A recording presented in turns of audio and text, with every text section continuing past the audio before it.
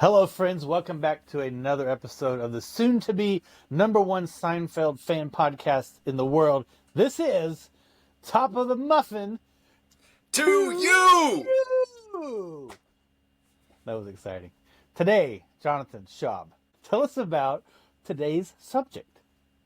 Well, very excited about today's subject because it's something that we can all relate to. We all have to answer the call of nature from time to time. And one person in the show really seems to have a lot of thoughts and knowledge on the subject. And of course, it's George Costanza. And so today is about what can we learn from George, and what is his advice about the facilities and use thereof. We're going to see what we can learn from George Costanza today. Yes. By the way, I almost forgot. Almost forgot to get out my think bat. I think better with my bat. Ah, that's right. Anyway, well, George, as we see, and again, we're seeing a very small sliver of their existence, but Yes. George has many instances that are brought up. First, let's talk about being in public. Well, when you're Yes. in public, knowledge is everything. George has a near encyclopedic knowledge of all of the facilities in New York City. Let me ask you this. This. Yes. Have you been to New York City? Yes. Did we go together? No, that wasn't you. No, we did not go together. How long were you in New York City? I've had about 3 trips there. Each time Okay, I spent a few days. So we should preempt this statement about George for people who haven't been to New York City. Is that facilities aren't always easy to find. Or if you can find them, they're not very clean or they're not accessible. So you have to preempt trips to the facilities. You have to think ahead.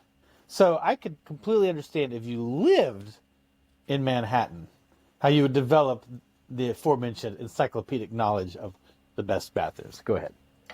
If you're in Manhattan and you have to answer the call of nature and you don't know where to go, you have a real problem. Oh, you got a problem, buddy. You got a problem. Oh, you got a problem? Yeah. Anyway, so maybe just living in the city, but it seems that George just knows more because they're consulting George often. Yes. When they go into Brant Leland, George is like this: high ceilings, a flush like a jet engine. It's the best in the city. And Kramer's like, really? And Jerry's like, he knows. He knows. So But my favorite part of that, by the way, Brent Leland, they get off the elevator. Remember this? Yes. Which means somehow George had discerned that to get to this bathroom, you must go up an elevator and to the specific floor and then use that bathroom. That's absolutely right. To develop this knowledge, he would have had to, through trial and error, maybe go into every building in Manhattan. Right. To test And this we out. don't know. And probably And getting why does thrown he out of know? a lot of them. Right. Why does he know that bathroom's there? But he does, is the point. He does. He knows. And later on in the reunion, we've learned that he even developed an app later in life called the iToilet. Sends you Which immediately a brilliant app, by the way. I would love to is use it. brilliant. Yeah. Let me tell you a story. You got time for a story? I love stories. That was so far ahead of its time, that app. Or the idea for it. I don't know what year the reunion was. I have been to a bathroom. I won't name the place or the state. It was a one-hole bathroom in a gas station that opened into the gas station. And when you were in the bathroom, I could hear women having a conversation about the slushie they were buying 2 feet outside the bathroom door. I could hear that. It's right there. It's right there. And we'll get to that. Now, let me ask you a question. Were they talking loudly? No. Just a regular Just a normal gas station conversation. outside the facility, the one-hole restroom. And I thought to myself, if there had been some sort of way to know that ahead of time. Like, warning, don't use this bathroom. It's right next to the slushy machine. I wouldn't have gone in that gas station. So anyway, George was on it. I'm just saying. But we'll get to that. I That's the believe buffer zone conversation. We'll get to that in a minute. Sure, and I believe we did a little bit of research on and there is an app out there that's something along these lines. I didn't do that much research, obviously, but Obviously. there should be one that shows you what there is, ratings, and reviews. So someone could, so then you could leave a review. The bathroom is directly next to the slushy machine, and there's no buffer zone. No buffer You can zone. pass that knowledge on. Inversely, I went to a bathroom at Top of the Rock in Branson, Missouri, that was so buffer zoned and so secluded. If I had accidentally gotten locked in there without a phone, I think I would have died in there. It was Do you feel comfortable? so far removed from humanity with all the buffer that I thought it might have been dangerous if I had gotten locked in there. But that's the other extreme. And they had music. It was wonderful. Anyway, I digress. That sounds Back lovely. to George. It was amazing. Speaking of, there's also this doesn't have anything to do with George, but there's a time where Jerry and Elaine have to take a quick flight, but they mess up their tickets, and one has to go to first class and one has to go to coach. And Jerry goes to first, and Elaine goes to coach. And of course, they have two wildly different bathroom experiences there. Elaine has to use it, and let's just say there's an odor problem. There's an overwhelming unpleasantness that has to do with that. And then Jerry comes back from his seat. Did you see all the flowers in that bathroom? It's like an English garden in there. Anyway. So back to George. Yeah, being in public is the first. So, yeah, knowing all this would be extremely helpful. Also, if possible, and I've seen these before, you want to stall with a door that extends all the way to the floor. This is brought up several times in the series. Yes. He brings it up at the Yankees. He thinks they should do that. They should extend all the way to the floor. He's quickly shouted down by Steinbrenner. All the way to the floor. What are you gonna? So here's what I want to know about that whole floor thing. Is what's the number one method for knowing if somebody is in the stall? Well, you don't. I mean, I guess you just try the door and see if it's locked or not. If there's not a bottom of the door, you can see their feet clearly. Right. So I'm all for the long door if and only if they also add a not vacant that you button. see on the porta potties. Because there's no interaction more awkward in humanity on Earth than the shaking of the door, followed immediately by the occupado. Occupado. That's true. Talk about have a system. Talk about completely jarring you and taking you out of your routine. It throws you off very your game upsetting. so bad. And you are also putting your faith in a very thin piece of metal mechanism that, I mean, in my experience, maybe 50% of them work. Maybe in the world. So maybe. Yeah. This is a true story. I'm about to tell you a 100% true story. No, it's not. I will. Okay, 99% true. I will just say I was at a performance venue. I won't say where. And I had to go perform in this venue. And I got locked in a bathroom stall with a broken door handle. Oh, really? Handle. And I don't carry a screwdriver around with me. I'm not MacGyver. And I was sitting there. Not sitting there. I was ready to leave. I was standing there. And I thought to myself, if there's only a couple ways out of a bathroom stall, you go under or you go over, right? And under involves crawling on a bathroom floor. So I went over the top. That is a true story. Wow. I finagled my body. Now, that's a pretty sturdy thing, the stalls. I went over the top. Yeah. Yeah, to get out. And I went and left a note for the venue office that said, "This bathroom door won't open. Don't ask me how I know." I didn't leave my name. That really happened to me. And but I thought this was a while ago, and I was agile enough to do that. But I thought, Well, if you weren't agile enough to get out of there, then what do you do? Call somebody? We get the fire department to. I mean, those things do break, and that's why I was saying about if you're in one that's like only closed, and you're walled in. You usually have a phone with you nowadays, but if you were claustrophobic, that's a terrifying proposition. I Sure. literally had to become a ninja, and like get out the top of it. It happened. It really Well, happened. you need the walls to support your weight, which they're Yeah, often not that. I mean, they're not made of concrete. Some of them are, I yeah. guess, if for outdoor facility. But I I think was in that against situation, a you're wall. justified in breaking down the door as well, Well, that was the if next possible. move. That was the Yeah. next move. I mean, well, let's just do some math for a second. I have a calculator right here. Let's say the average bathroom interaction, all things considered. I'm sorry, facilities interaction, all things considered, is probably what, minute and a half, 2 minutes, minute. It If you take the depends. Are you average, saying the average? Okay. the Um, average, you know, you're putting all all without bathroom going too. time, Okay. All right. all Um, bathroom time on average, I would probably say, yeah, there's some things that generally, but then some will bump up. Yeah, 2 minutes. Why not? Let's just two say two minutes. minutes. Okay, and let's say multiple times. So 2 minutes times three, four, 5 visits a day. I don't know. What do people do? How about 17? 10, 10, 10, let's say 10 minutes a What? day I mean, yeah, five. Yeah. that you that you're in the Let's bathroom. say 10. Yeah, let's say 10. Times seven is that's 70 minutes a week. Sure. Times 52 weeks a year. That's 3,640 minutes a year. And if the average person in America lives to be 74, that's 269,360 minutes. Let's divide that by hours.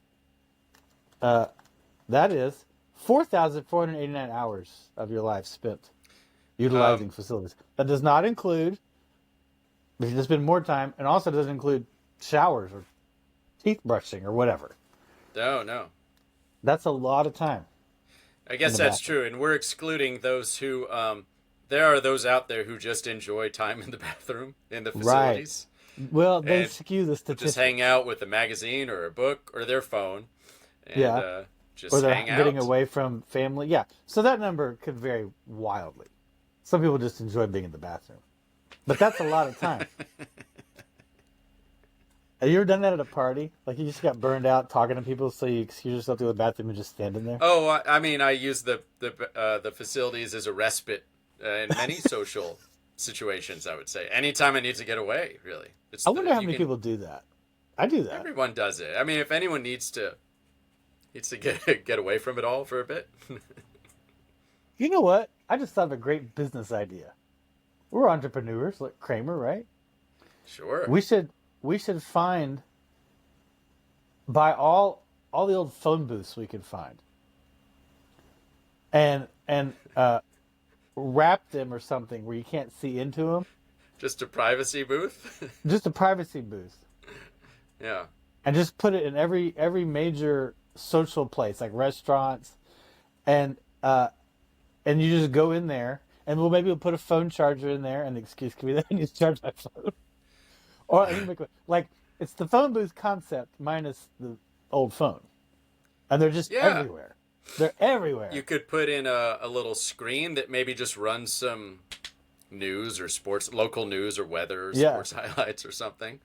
Uh, and since I love the idea, and I just think since we're doing that, we should also just put a toilet in there as well.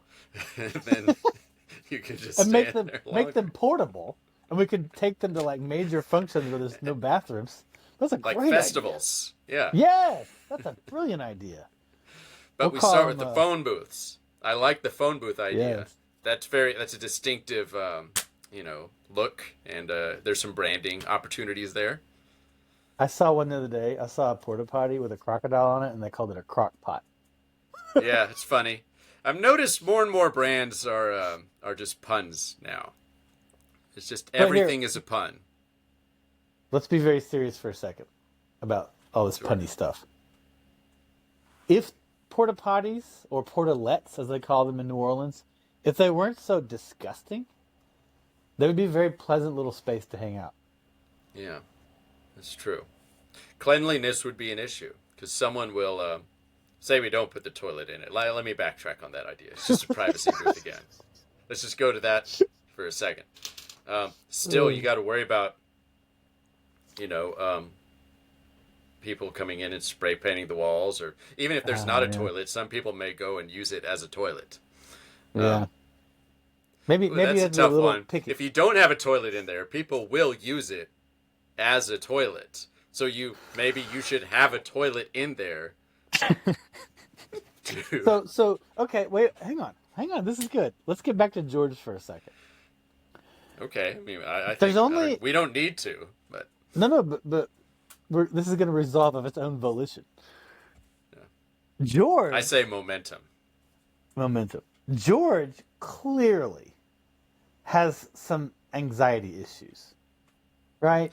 I mean, everything about him is manic and frenetic, and he has these ups and downs, and like when he's parking cars and losing his mind. I wonder if his need or knowledge of the bathrooms isn't so much connected to biological things as it is psychological things. Oh, completely. He needs the safe space of the bathroom. Which brings up a very important, this might be the biggest bathroom chapter with George, and it might be on your list, was the access to the private bathroom Sure, I've at got the it. office. Let's Yeah, talk about let's that. go What do into you got? this. Yeah, what do you got? Well, it's early on. We actually don't see it. The Right. first thing we see is George quitting in a he bursts into the boss's office and says, "You're a joke. You think you're..."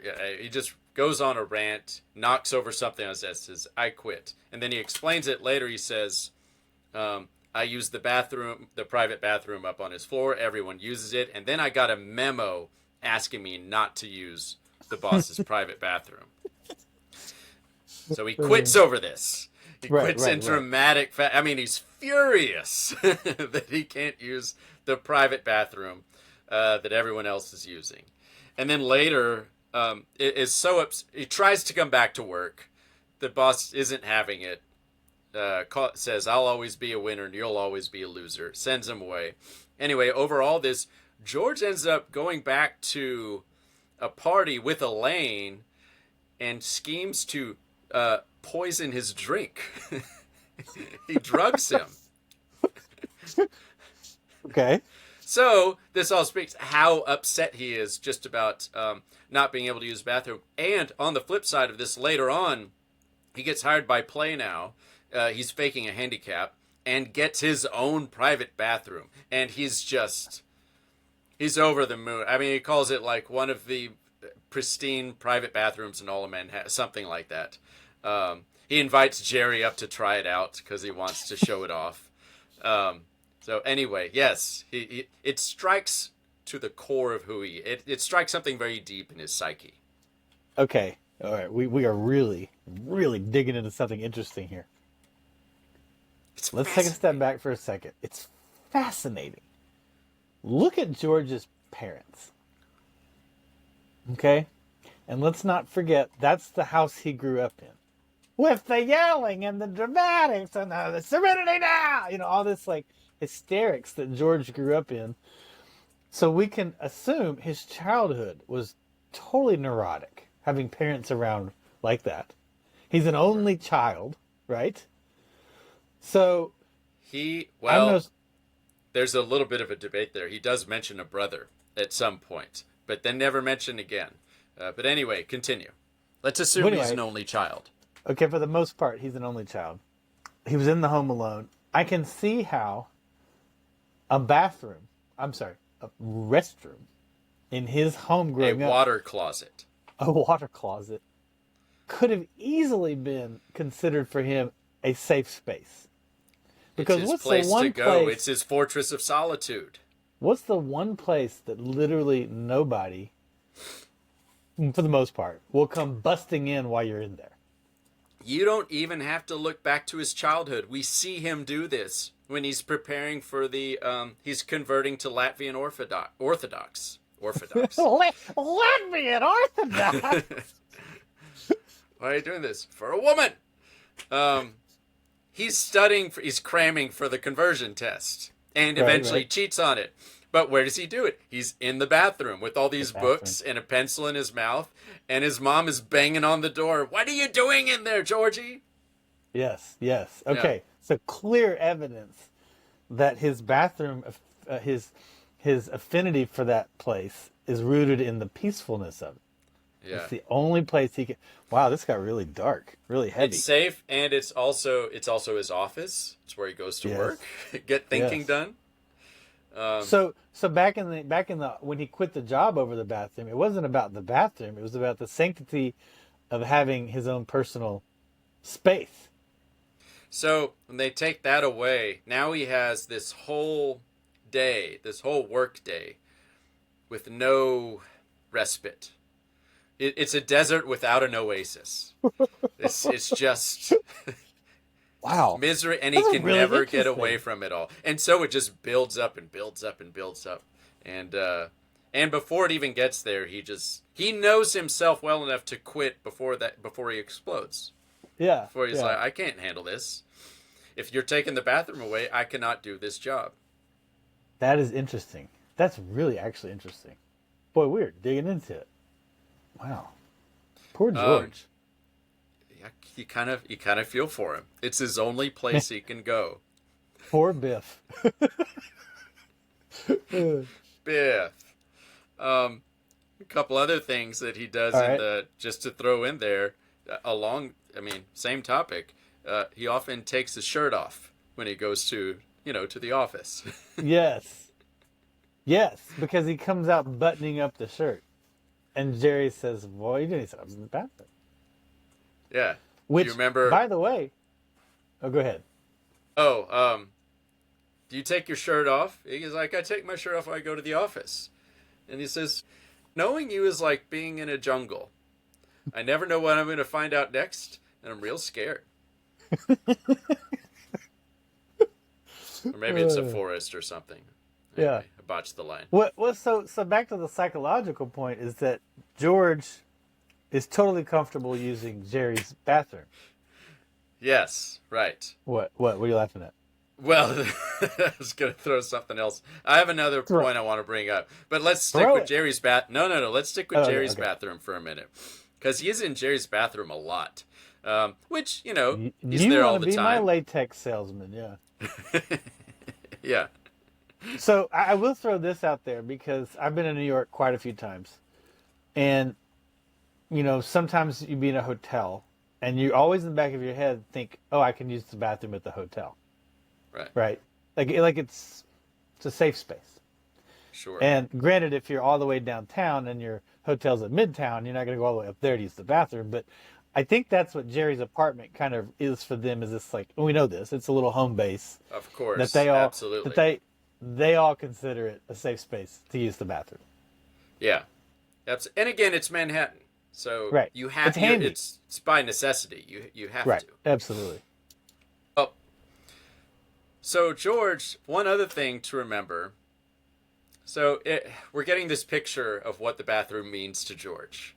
Right. It's more than just a necessity. It's a safe space. It's where he feels comfortable. It's where he gets relief from from all the stress of life. What he goes through. In every relief in every sense of the word. And every relief from his parents, his job, you name it. So it means a lot to him. And he thinks about his experience in the bathroom a lot. He got to the point where he takes his shirt off because he found out somewhere along the line that this is a better experience for me. Well, one other thing that improves his experience is a large book of French Impressionist paintings. She finds very soothing. The book that got flagged. And so it's another element of he builds this whole world inside the facilities. Okay, let's start with this. Whole soothing experience. He wants it calm and controlled and private and his shirt off and a nice French Impressionist painting. A French Impressionist painting. So that okay. This is really this is really good. I find this stuff fascinating. Think about this stuff. Let's dig into this. Listen, in the day of social media and cell phones, which is kind of disgusting, is that everybody takes their cell phone in the bathroom.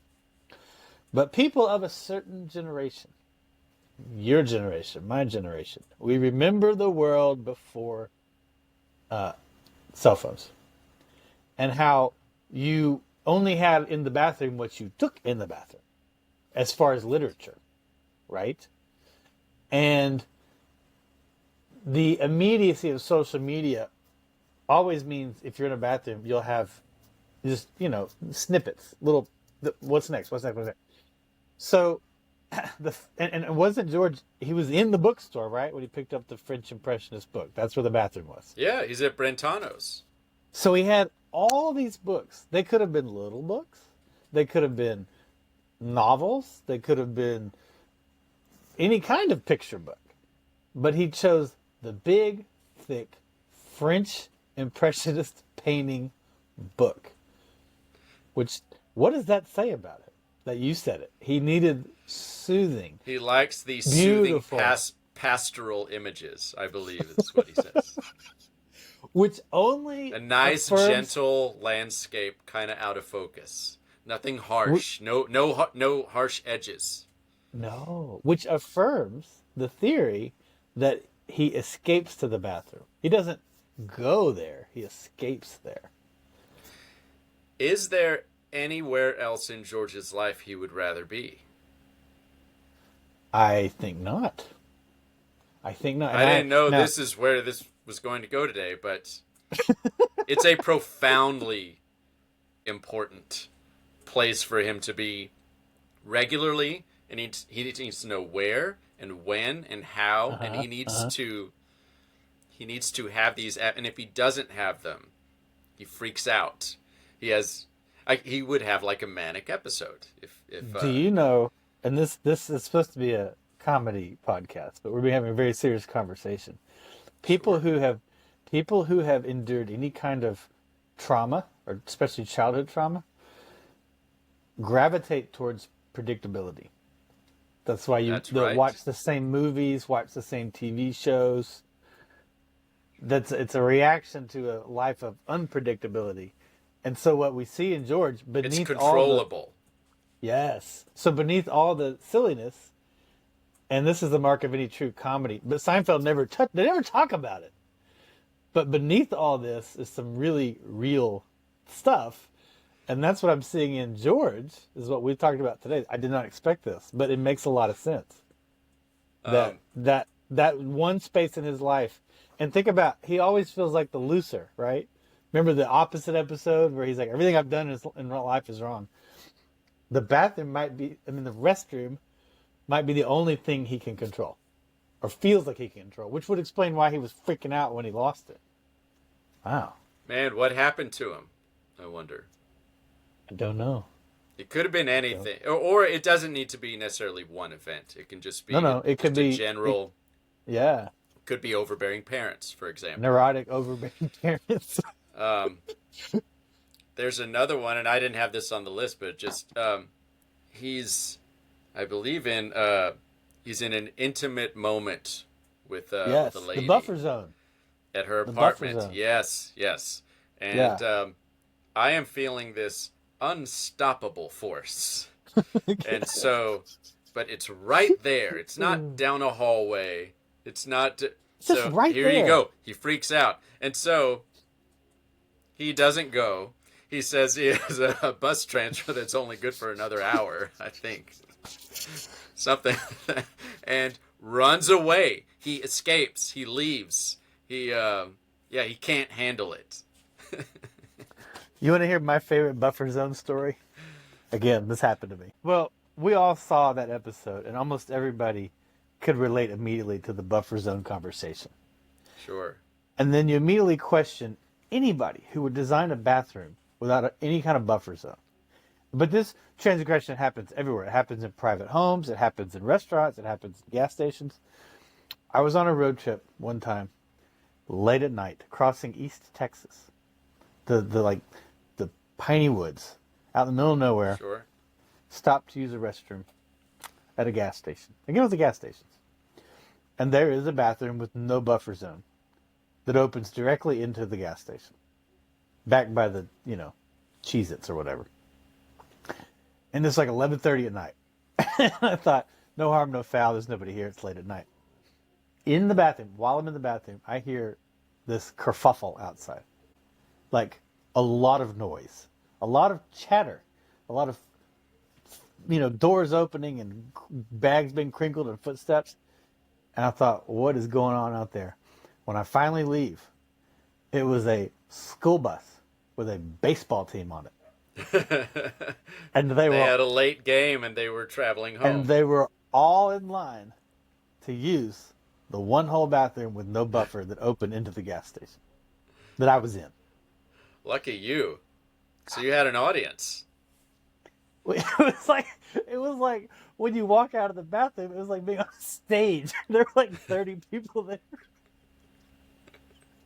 Did they applaud when you got out? I just left. I just thought to myself. And it's 11:30. You think you're just popping in, no worries, and all of a sudden there's literally a baseball team watching you afterwards. You know, in the movies when there's a light bulb that's buzzing on and off, bzz, bzz, bzz, bzz, like outside, and there's just nobody. It's just an empty gas station. Sure. I walk in. It was like a movie scene. Bus full of high school baseball players, all in their baseball uniforms. Yeah, it just came from a game. So there's two things that George is onto there. The buffer zone, but also one-hole bathrooms are inherently problematic. Don't get me started. I can talk about it for 20 minutes. I hate one-hole bathrooms. Sure. They're the source of almost every problem. And George, obviously in a house, you're going to have a one-hole bathroom, right? But, or an apartment. I get it. But George... It's completely different. George, that was lose-lose situation. You don't stay... because you can't. If you leave, you look bad. What's he going to do? Again, with the neurotic anxiety. Like, what's he going to do? He was... And if you're in New York City and you leave the apartment, where do you go? I'm telling you, I've spent enough time in New York. He has to go all the way home, I think, is what he did. Because he feels... and I bet he's very sensitive to his timeline when he... has a certain feeling of this unstoppable force. He knows about how much time he has, so he's doing the math in his head. Okay, I have to get out now, so I have enough travel time to get back to one of his trusted places in the city. Right. And I don't know, did you see, I sent you earlier the map, the Seinfeld map? Yeah, I saw that. It's very interesting to study geographically it is interesting. Where they were. All right. Well, anyway, I think with the meat of this is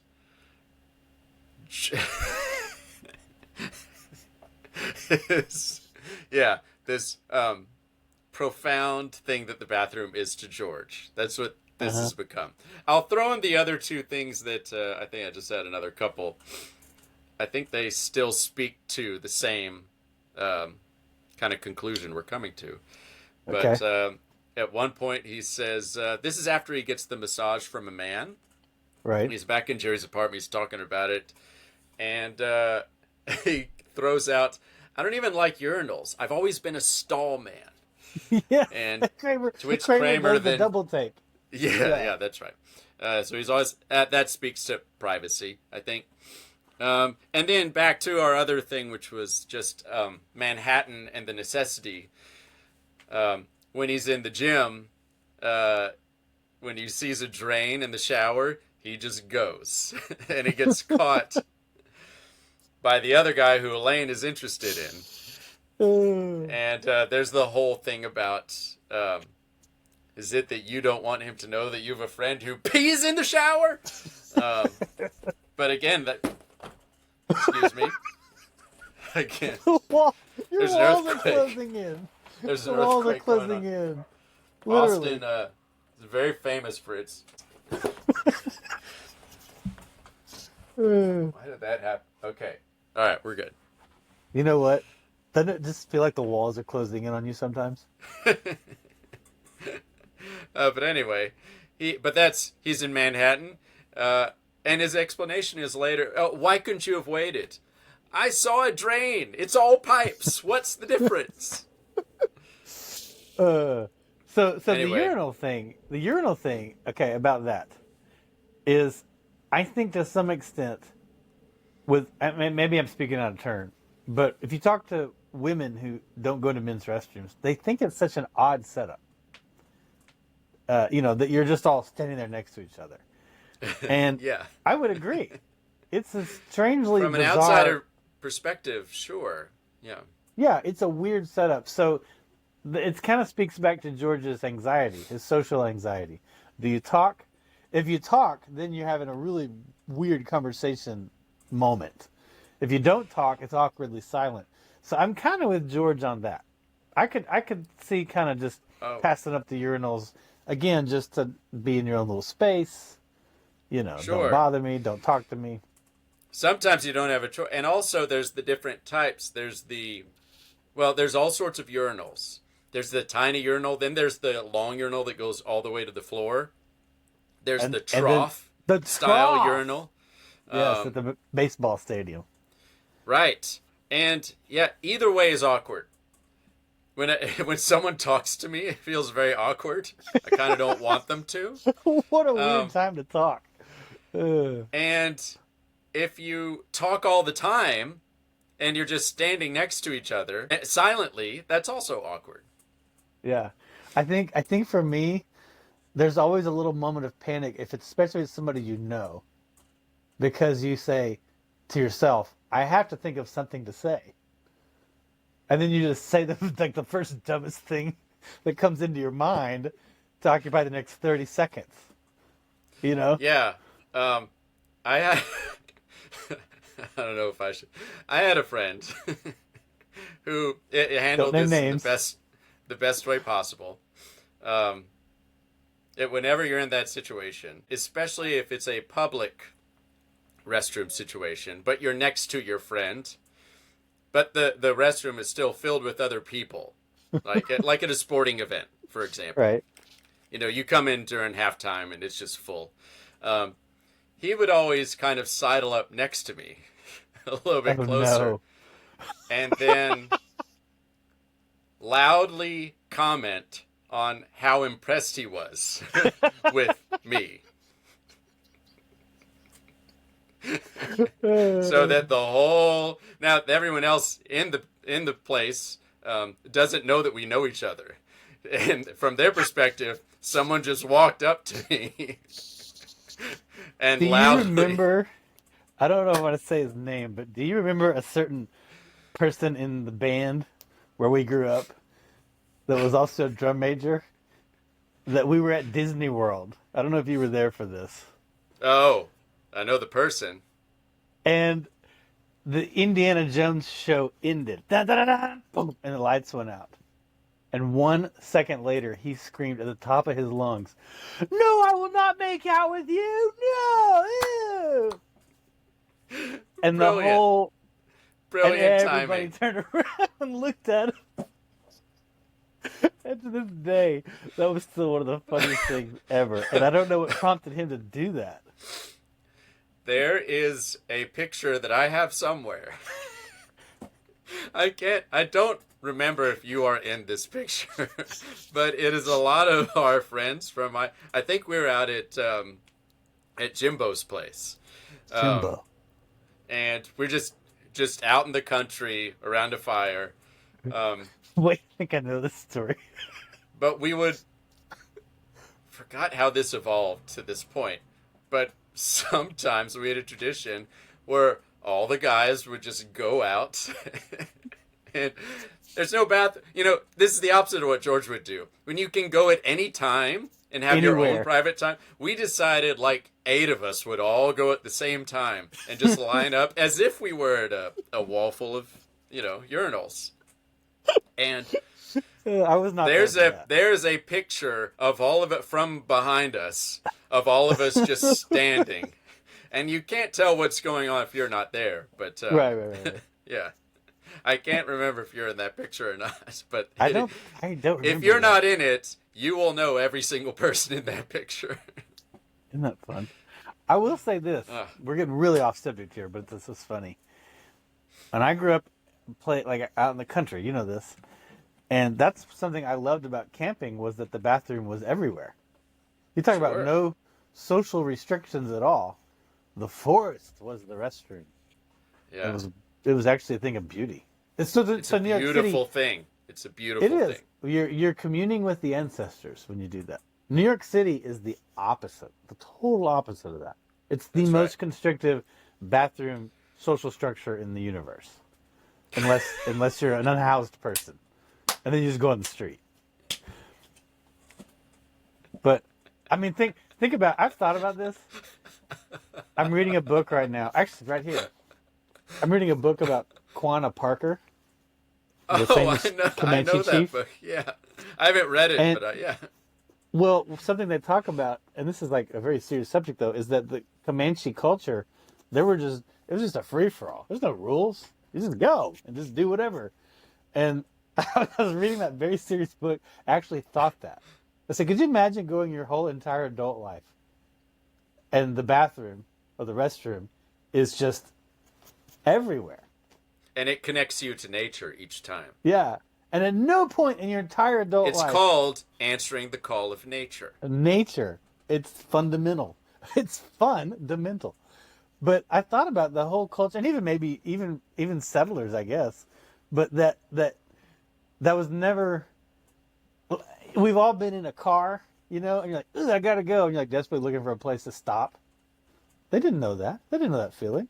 If It they was had to not a go, concept. It wasn't a it thing. wasn't even a it wasn't even a concept in any of their consciousness about having to hold it till you got to a proper location.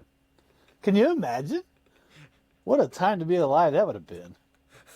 Golly. Well, Anyway, back to Seinfeld. well, the Manhattan is the most restrictive, constrictive That's what I bathroom said. structure in the universe.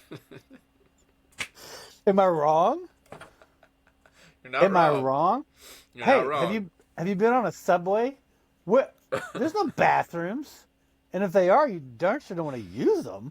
Speaking of bathrooms, you remember what Kramer's mother did for a living? Oh, yeah, she's a matron. Yeah, sure. Yeah, the very first time I ever met a bathroom attendant was in, guess where? Ding dong, New York City. Yeah, I sure. went there with Micah McCamey when What I an was 18 years old. awful, what a terrible, and to say nothing against the people who do those jobs, No, no. but what an awful job to exist at all. It Let talk me. about the height of unnecessary.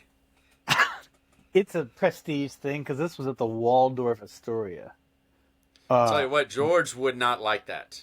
that's Because what I was again, about to that's say. someone in Was his space. Yeah, so that's what I was about to say. Was every bathroom has a dynamic, right? Am I right? the vibe. A vibe. There's a dynamic, and when one person, it's actually better to have two people come in than one person, because if one person comes in, then you got the weird one-on-one dynamic, right? Sure.